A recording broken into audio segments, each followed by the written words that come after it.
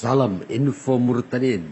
Kali ini kita akan sama-sama menyimak video seorang pemuda Kristen yang boleh dikatakan apologet Kristen dengan cerdas dan dengan pakai dalil membantah semua argumen dan semua tuduhan polemikus Muslim. Anak muda ini sangat cerdas dan menguasai baik masalah Alkitab ataupun masalah Al-Quran, bahkan juga menguasai bahasa Arab dan bahasa Ibrani. Untuk tidak penasaran, mari kita sama-sama menyimak videonya berikut ini. Apakah Tuhannya orang Kristen dan Tuhannya orang Islam itu adalah Tuhan yang sama atau adalah Tuhan yang berbeda? Jawaban singkatnya adalah jelas itu adalah Tuhan yang berbeda. Jadi lagu yang bilang Tuhan memang satu, kita yang berbeda, itu nggak teologis banget. Tapi ngomong-ngomong, kenapa Tuhan kita, orang Kristen dan orang Islam, itu bisa berbeda? Pertama-tama, sebelum kita lanjut, sebenarnya Tuhannya orang Islam dan Tuhannya orang Kristen bisa saja sama kalau saja teman-teman Muslim kita hanya menyembah Tuhannya Ibrahim, Ishak, Yakub, Ismail, Daud, dan sebagainya, yaitu nabi-nabi dan tokoh-tokoh yang ada dalam perjanjian lama. Jelas bisa saja kita menyembah Tuhan yang sama, seperti orang Yahudi dan kita sebagai orang Kristen. Tapi masalahnya, teman-teman Muslim kan juga percaya terhadap Tuhan yang dibawa oleh Nabi Muhammad. Dan disinilah letak perbedaan kita. Loh, kok bisa Nabi Muhammad membawa perbedaan antara orang Kristen dan orang Islam? Bisa teman-teman. Kenapa? Karena teman-teman Muslim percaya dengan Tuhan yang dibawa Nabi Muhammad, sedangkan kita orang Kristen tidak percaya dengan Tuhan yang dibawa oleh Nabi Muhammad. Orang-orang Muslim percaya dengan Tuhan yang dibawa Nabi Muhammad karena mereka percaya Muhammad adalah Nabi. Sedangkan kita orang Kristen nggak percaya Muhammad adalah Nabi. Meskipun kalau kita lihat ya di dalam Islam sendiri mengatakan bahwa Nabi Muhammad itu dinubuatkan atau diramalkan kedatangannya oleh Yesus Kristus. Seperti yang bisa kita lihat dalam surah As-Saff ayatnya yang ke-6, di mana Allah berfirman begini. Wa idh qala Isa ibnu Maryam, dan ingatlah ketika Isa anak Maryam berkata, apa yang dikatakan Isa? Ya Bani Israel, wahai Bani Israel, inni Rasulullahi, sesungguhnya aku inilah adalah Rasulullah atau Rasul Allah. Ilaikum, kepadamu, yang diutus kepadamu. Untuk apa? Untuk musaddiqal lima baina yadayya minat Taurah. Untuk membenarkan terhadap apa yang ada sebelumku, yaitu Taurat. Dan perhatikan di sini apa? Wa mubasyiran birasulin ya'ti min ba'di. Dan memberikan kabar gembira dengan atau tentang seorang rasul yang akan datang setelahku, setelah Isa. Ismuhu Ahmad, namanya Ahmad. Jadi dalam Islam percaya bahwa Nabi Muhammad adalah Nabi yang meneruskan jalur para Nabi. Mulai dari Musa, Ibrahim, Isa, dan kemudian Muhammad. Tetapi pada faktanya di dalam Alkitab kita, di dalam sumber-sumber sejarah Kristen, gak ada satu kata pun atau satu kalimat pun yang memuat nama Muhammad atau Ahmad. Artinya jelas dengan tidak ada nubuatannya di dalam Alkitab, kita nggak percaya Nabi Muhammad sebagai Nabi. Dan kalau nggak percaya Nabi Muhammad sebagai Nabi, kita nggak percaya terhadap Tuhan yang dibawa oleh Nabi Muhammad. Disitulah letak perbedaan kita antara orang Islam dan orang Kristen. Tapi meskipun kita berbeda, bukan berarti kita harus bermusuhan. Lebih baik kita saling sayang, saling toleransi, saling bantu meskipun kita menyembah Tuhan yang berbeda daripada kita harus bermusuhan karena cuma Tuhan kita beda. Itu bagiku sangat tidak masuk akal. Kenapa Injil itu dituliskan di dalam bahasa Yunani, padahal Yesus itu sama sekali bukan orang Yunani?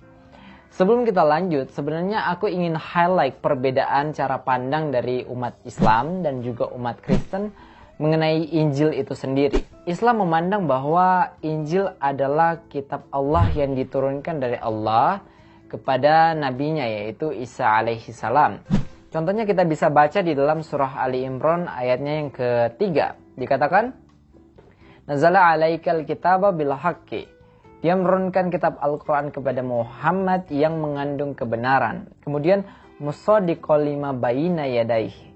Membenarkan kitab-kitab sebelumnya. Dan kemudian perlu diperhatikan di sini kata Al-Quran, wa anzala taurata wal injil. Dan menurunkan Taurat dan Injil. Artinya di dalam Al-Quran sendiri, di dalam Islam, Taurat dan Injil itu diturunkan dari Allah. Di mana hal tersebut adalah hal yang asing, guys. Hal yang asing di dalam kekristenan. Injil bagi orang Kristen itu seperti kata aslinya evangelion, yang lebih merujuk kepada al-khabar thayyib atau kabar baik. Itu merujuk tentang peristiwa Yesus Kristus sebagai kalimatullah datang ke bumi untuk menyelamatkan manusia dari dosa. Itulah arti dari al-khabar thayyib atau kabar baik dari Injil, evangelion. Itulah perbedaan antara kita. Kalau yang satu di Islam memahami bahwa Injil adalah kitab Allah yang diturunkan kepada Isa, sedangkan di dalam kekristenan Injil merupakan tulisan atau biografi mengenai Isa Al-Masih itu sendiri yang datang dari surga ke bumi untuk menyelamatkan kita. Itulah kabar baiknya.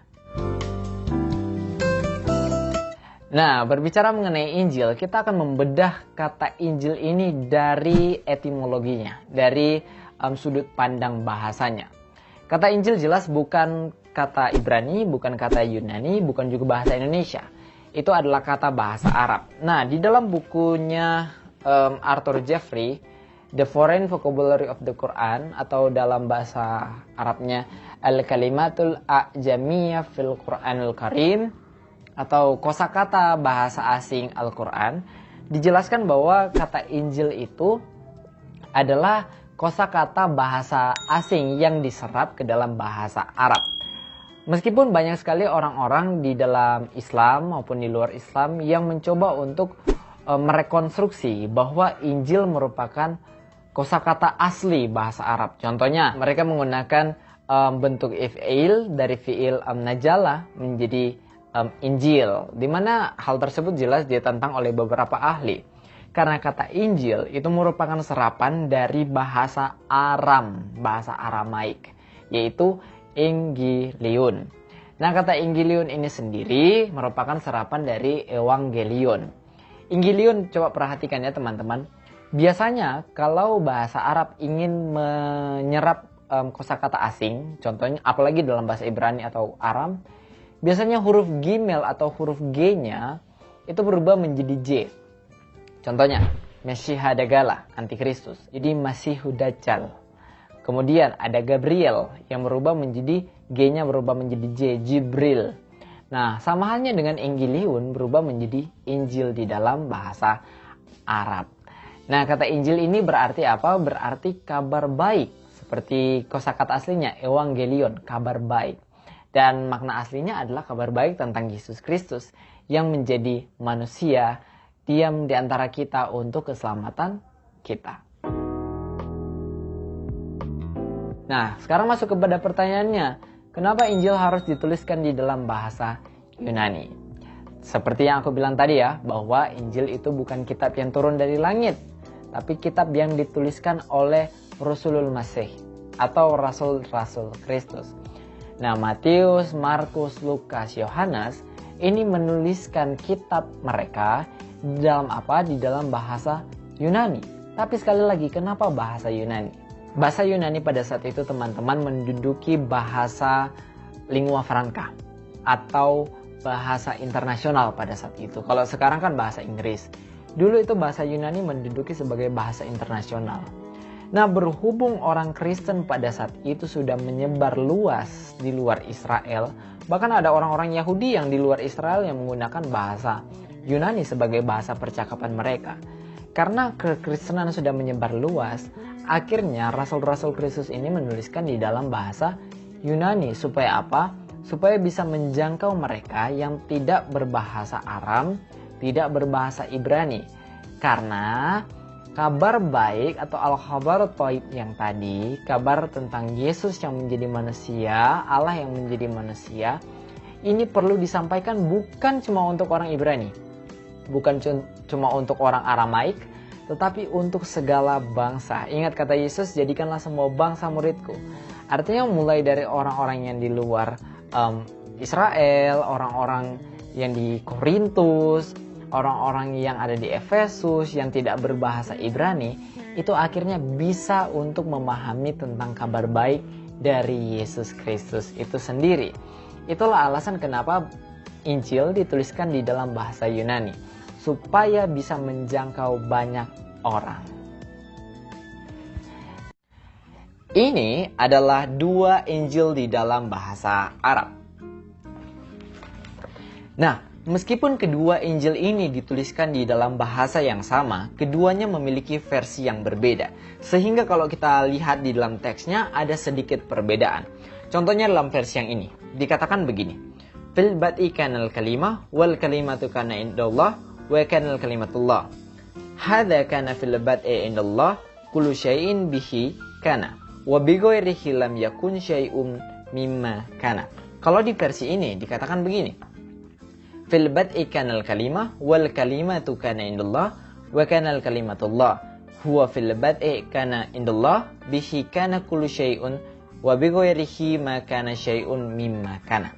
Jadi kita bisa lihat ada beberapa perbedaan kata di dalamnya, sehingga membawa beberapa teman-teman muslim kita mengatakan bahwa Alkitab itu selalu direvisi, sehingga Alkitab itu palsu, tidak bisa dipercaya, dan tidak bisa diimani sebagai kitab suci. Apakah Alkitab kita, Injil kita, sudah dipalsukan karena setiap saat, setiap detik katanya, selalu saja direvisi?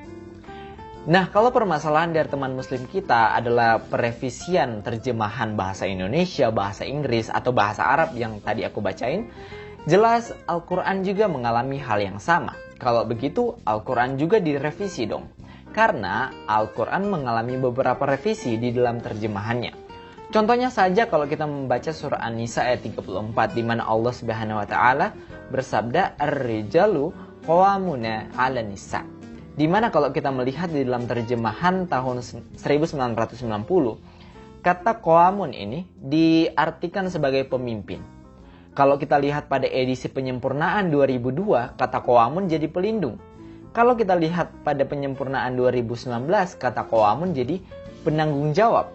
Artinya, di dalam terjemahannya sendiri selalu saja ada perbedaan dan selalu saja direvisi. Tetapi, apakah dengan penggantian arti kata qawamun itu digantikan? Tidak. Demikian juga dengan Alkitab, terjemahan kita selalu saja pasti akan kita revisi. Kenapa? Karena itulah tujuan dari terjemahan, supaya orang yang membaca teks aslinya bisa memahami lewat terjemahan.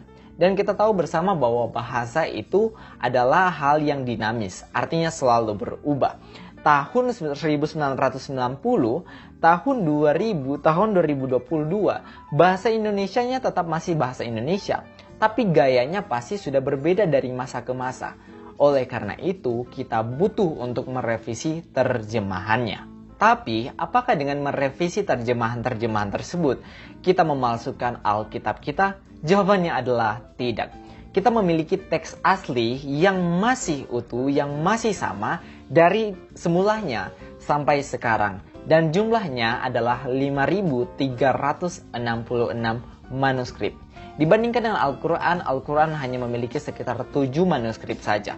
Kita memiliki 5.366 manuskrip, di mana beberapa manuskrip diantaranya hanya berjarak belasan tahun dari kematian Yesus. Kalau Al-Quran jelas berjarak sekitar beberapa puluh tahun, bahkan ratusan tahun dari kematian Nabi Muhammad. Karena kita tahu bersama bahwa Al-Quran, teks-teks Al-Quran pernah dibakar oleh Utsman. Untuk apa? Untuk menyeragamkan semua Al-Quran.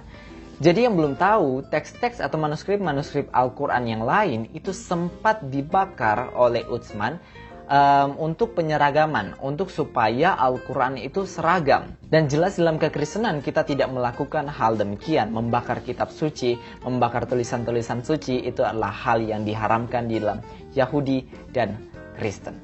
Tapi meskipun kita memiliki 5.366 manuskrip dan jarak yang sangat-sangat dekat dengan peristiwa, bahkan akurasinya sangat-sangat tinggi, Alkitab kita masih saja dibilang palsu. Tapi it's okay, itu kembali kepada pemikiran kita sendiri. Apakah kita mau percaya dengan bukti yang empiris, bukti sejarah yang ada, atau kita mau percaya saja apa yang dikatakan kepada kita dan imani saja.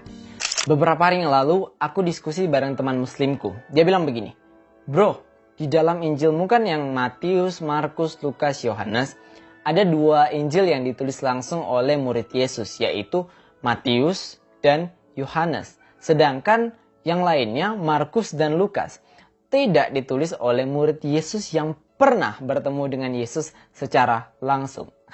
Aku tersenyum dan ya, namanya orang juga belum belajar ya, jadi aku nggak boleh menghakimi. Jadi aku katakan ke dia begini, "Siapa bro yang bilang sama kamu bahwa Markus dan Lukas tidak pernah ketemu Yesus secara langsung?" Kemudian dia bilang begini, "Loh, bukannya faktanya Markus dan Lukas nggak pernah ketemu dengan Yesus secara langsung?" Aku bilang ke dia bahwa itu adalah hoax. Pada faktanya, baik Markus maupun Lukas jelas pernah bertemu dengan Tuhan Yesus secara langsung. Jawaban singkatnya adalah Markus dan Lukas jelas pernah bertemu dengan Yesus secara langsung. Yesus sendiri tidak hanya memiliki 12 murid pada saat itu. Dia juga memiliki 70 murid yang diutus dua-dua mendahuluinya. Di mana hal tersebut bisa kita lihat di dalam Alkitab Lukas pasal 10 ayatnya yang pertama sampai ke-12. Dikatakan pada ayat pertama begini, "Kemudian daripada itu Tuhan menunjuk 70 murid yang lain, lalu mengutus mereka berdua-dua mendahuluinya ke setiap kota dan tempat yang hendak dikunjunginya." Kemudian ayat yang kedua dan seterusnya berisi tentang sabda dari Kristus mengenai tuaian memang banyak tetapi pekerja sedikit dan selanjutnya. Tapi inti dari Lukas pasal 10 ini berkata bahwa Yesus itu punya murid yang lain selain 12 murid yang dipilihnya, yaitu 70 murid Yesus. Nah, dari ke-70 murid Yesus inilah kita bisa menemukan Markus dan Lukas. Tapi, dari mana kita bisa mengetahui hal tersebut? Kita bisa mengetahuinya dari sini. Nah, ini adalah catatan dari seorang bapak gereja namanya Hippolytus. Siapa Hippolytus? Hippolytus itu muridnya Irenaeus. Irenaeus itu muridnya Polikarpus. Dan Polikarpus itu muridnya Yohanes. Siapa Yohanes? Yohanes murid kesayangan dari Yesus Kristus. Jadi data ini sangat valid untuk digunakan. Nah, pada halaman yang ke-461 ini berisi catatan mengenai 12 murid Yesus, 12 Rasul Kristus, dan bagaimana mereka meninggal, di mana mereka menginjil dan sebagainya. Kemudian pada halaman 462 berisi tentang siapa saja ke-70 murid Yesus yang ditunjuk oleh Yesus secara pribadi. Mari kita lihat bersama-sama. Nah, yang pertama adalah Yusuf, saudara dari Tuhan, yaitu Bishop of Jerusalem atau Uskup Yerusalem. Nah, kata Lord's Brother ini di dalam bahasa Yunaninya adalah Adelphotheos. Adelphotheos itu berasal dari kata Adelphos, artinya saudara, dan Theos artinya Allah. Kemudian yang kedua adalah Kleopas. Dia adalah Bishop of Jerusalem, dia adalah Uskup Yerusalem. Kemudian yang ketiga Matias yang menggantikan Yudas waktu itu ya. Kemudian ada Tadeus, ada Ananias yang membaptis Paulus, ada Stefanus yang menjadi martir pertama, ada juga Filipus, ada Prochorus, ada Nikanor, ada Timon, ada Parmenas, ada Nikolaus, ada Barnabas, dan perhatikan pada nomor 14 dan 15 ada Markus sang penginjil dan Lukas sang penginjil. Jadi jelas di dalam tulisan ini mengatakan bahwa Markus dan Lukas merupakan bagian dari 70 murid Yesus yang secara langsung pernah bertemu dengan Yesus. Artinya hoax kalau ada yang bilang bahwa Markus dan Lukas tidak pernah bertemu dengan Yesus secara langsung. Nah, demikian penjelasanku. Aku harap jelas dan dapat menjawab bahwa ternyata pada faktanya Markus dan Lukas pernah bertemu dengan Yesus secara langsung. Kenapa Tuhan orang Kristen, ya jelas Tuhan Yesus Kristus, itu makan? Di dalam beberapa ayat di dalam Alkitab kita bisa melihat catatan bahwa Yesus Kristus itu pernah makan. Bahkan bersama dengan murid-muridnya, dia memecah-mecahkan roti dan sebagainya. Dimana sangat tidak masuk akal kalau Tuhan itu perlu makan. Jadi bagaimana cara kita orang Kristen menjawab hal tersebut? Pertama-tama kita harus menjelaskan bahwa Tuhan Yesus Kristus itu memiliki kodrat sebagai Allah yang menjadi manusia. Sekali lagi, Yesus Kristus adalah Allah yang menjadi manusia. Bahkan beberapa orang mengatakan bahwa Yesus itu 100% Allah dan 100% manusia. Nah, kodrat Yesus sebagai Allah yang menjadi manusia ini dijelaskan secara jelas di dalam Yohanes pasalnya yang pertama. Dalam ayatnya yang pertama dikatakan en arche in hologos kai hologos en proston theon kai theos en hologos. Pada mulanya adalah firman. Firman itu bersama-sama dengan Allah dan firman itu adalah Allah. Jadi perhatikan ya, firman itu adalah Allah. Pada ayat 14 dijelaskan tentang firman ini. Dan firman itu telah menjadi manusia atau telah menjadi daging dan diam di antara kita. Itulah yang kita kenal dengan Yesus Kristus. Sebagai firman Allah, dia adalah Allah itu sendiri. Dan sebagai firman yang menjadi manusia, Yesus jelas memiliki kodrat sebagai manusia. Nah, kalau sudah paham sampai di sini, jelas kita bisa menjelaskan pertanyaan tadi, Tuhan kok makan? Nah, sebagai firman Allah, Yesus jelas memiliki sifat-sifat sebagai Allah. Dia bisa membangkitkan orang mati, dia bisa mengampuni dosa, dia bisa melakukan hal-hal yang hanya bisa dilakukan oleh Allah.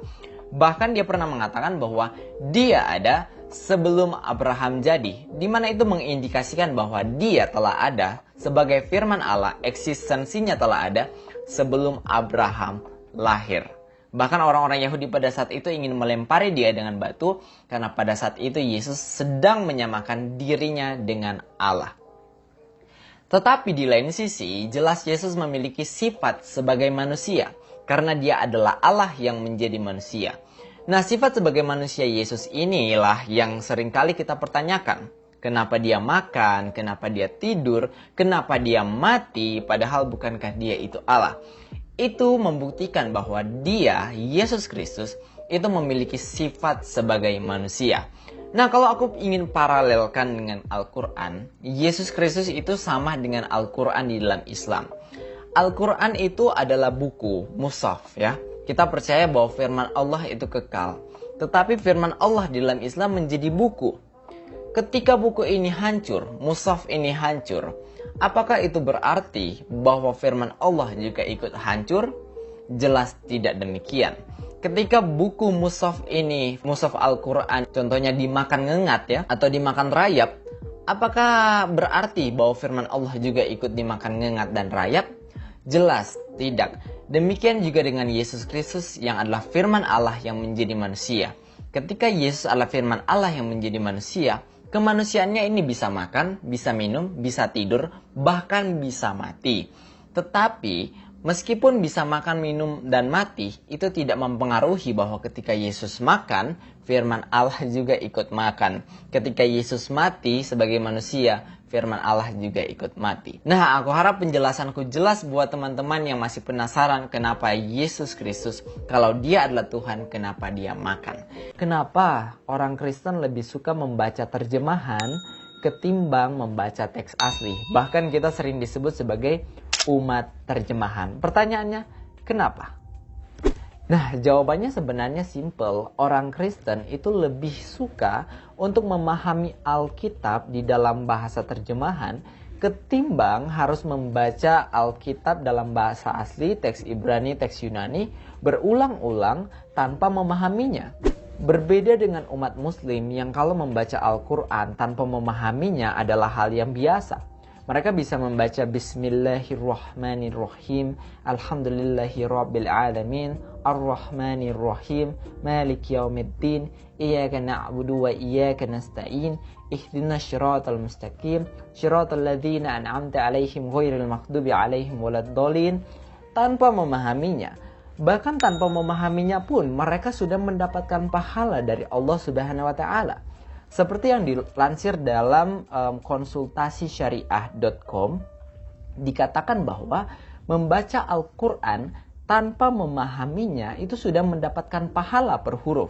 Nah, mereka pun mencantumkan hadis Tirmizi 3158, di mana Nabi SAW bersabda, "Man qara'a harfan min kitabillahi," siapa yang membaca satu huruf dari Al-Quran, falahu bihi hasanah, maka dia mendapatkan satu pahala.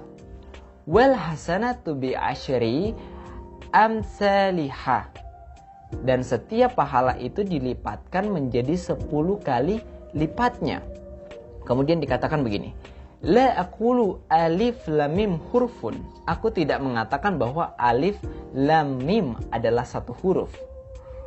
Walakin, tapi alif hurfun, alif itu satu huruf, wa lam hurfun, dan lam satu huruf, wa mim hurfum, dan mim itu adalah huruf, satu huruf. Jadi membaca alif lam mim saja sudah mendapatkan 3 kali pahala di dalam Islam. Sedangkan di dalam kekristenan kita nggak percaya dengan hal tersebut. Orang Kristen membaca Alkitab bukan untuk mencari pahala, apalagi mendapatkan pahala. Enggak. Orang Kristen membaca Alkitab supaya mencari kebenaran, bukan mencari pahala. Oleh karena itu, bagi kita lebih penting untuk memahami Alkitab ketimbang membaca teks aslinya tanpa memahaminya. Yesus sendiri ketika dari surga, Allah yang menjadi manusia, ketika dia datang dari surga, dia tidak membawa bahasa surga. Dia tidak membawa bahasanya para malaikat, dia tidak membawa bahasa yang dari surga sana. Tapi ketika dia datang menjadi manusia, dia berbahasa di dalam bahasa yang bisa dipahami oleh orang-orang di sekitarnya. Sehingga orang-orang bisa memahami pesan yang disampaikan oleh Yesus. Nah, demikian juga fungsi Alkitab. Ketika Alkitab dituliskan, fungsinya supaya segala bangsa di muka bumi ini, termasuk orang Indonesia, orang Jawa, orang Batak, orang Manado, bisa memahami firman Allah di dalam bahasanya sendiri.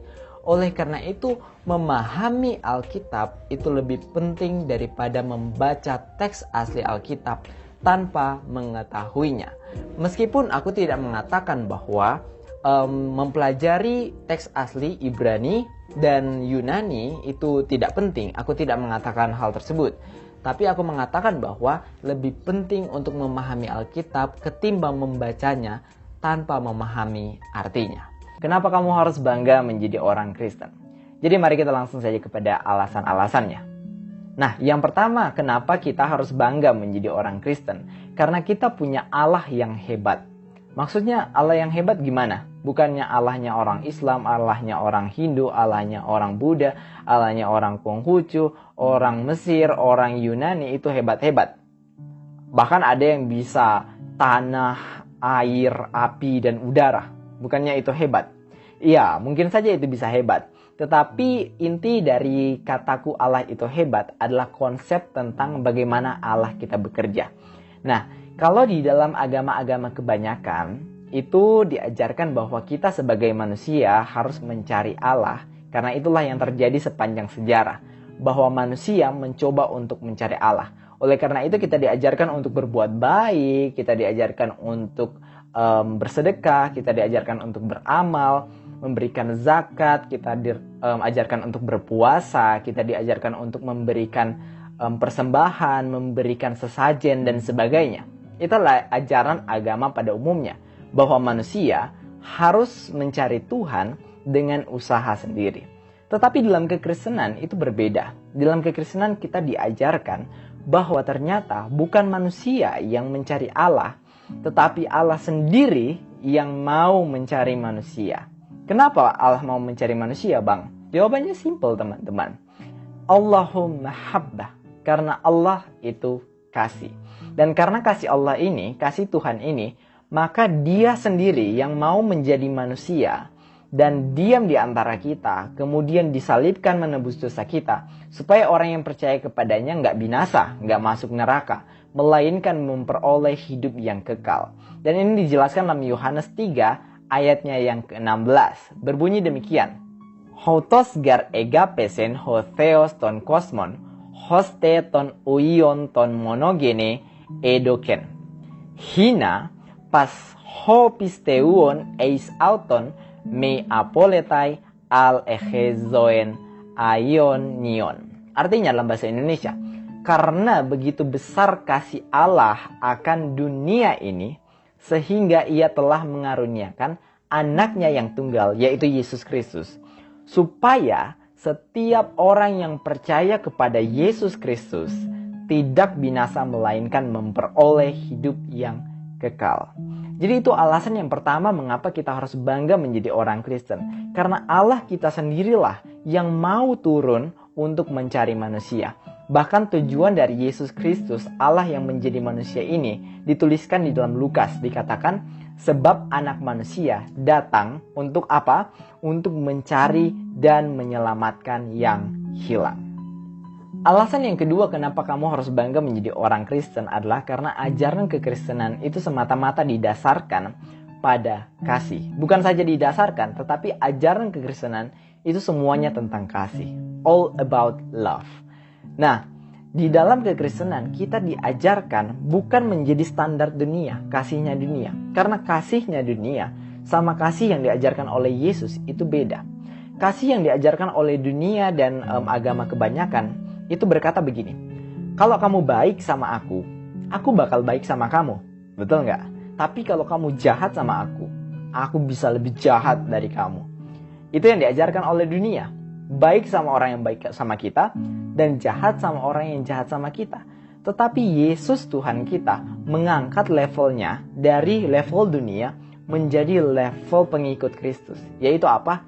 Kasihilah musuhmu. Itu kata Yesus. Artinya bukan mengasihi orang yang sayang sama kita, membenci orang yang benci sama kita. Tetapi kata Yesus, kasihilah musuhmu. Berdoalah bagi mereka yang menganiaya kamu, minta berkat bagi orang yang mengutuk kamu. Jika seorang menampar pipi kananmu, maka berikan juga kepadanya pipimu yang sebelah. Itu kata Yesus. Jika seorang mengambil bajumu, maka berikanlah kepadanya jubahmu. Kenapa Yesus mengatakan demikian? Kenapa Yesus mengatakan kasihilah musuhmu? Karena jika kamu hanya mengasihi orang yang mengasihi kamu, benci orang yang membenci kamu, maka apa bedamu? Apa jasamu? Apa kelebihanmu? Soalnya orang jahat juga berbuat demikian. Orang jahat itu sayang sama orang yang sayang sama mereka, benci sama orang yang benci mereka. Mereka sayang keluarga mereka, mereka sayang teman mereka, tetapi mereka membenci musuh-musuh mereka. Dan dunia mengajarkan jelas, sayang sama orang yang sayang, benci sama orang yang benci sama kita. Tapi Yesus tidak mengajarkan demikian. Yesus mengajarkan kasihilah musuhmu. Supaya kamu sebagai orang Kristen berbeda dengan dunia ini. Kalau dunia sayang orang yang sayang sama mereka, benci sama orang yang benci mereka, maka sebagai orang Kristen kamu harus sayang orang yang benci sama kamu dan tidak membenci siapapun di dunia ini. Nah, itulah dua alasan kenapa kamu harus bangga menjadi orang Kristen.